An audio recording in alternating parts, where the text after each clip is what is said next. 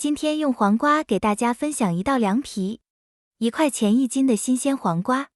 准备3根黄瓜，清洗干净，也可以用盐水泡一会儿，把皮全部打下来，放入榨汁机里，加入400毫升清水，碗里准备200克面粉，50克玉米淀粉，用打好的黄瓜汁调成面糊。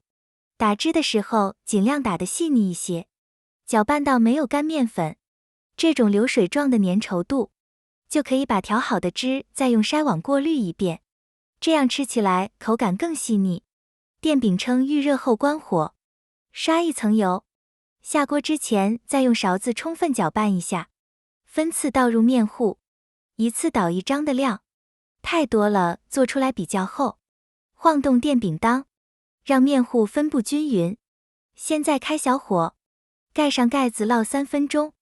我家灶台有点不平整，底下给它垫个东西，这样厚薄更均匀。时间到了以后，在表面刷一层油，先把它们完全放凉。现在开始准备点配菜，胡萝卜切丝，刚才去皮后的黄瓜也切成丝。这是已经放凉的凉皮，看一下还是很薄的，用手拉一下感觉很有弹性。做得多的话可以放冰箱冷藏保存。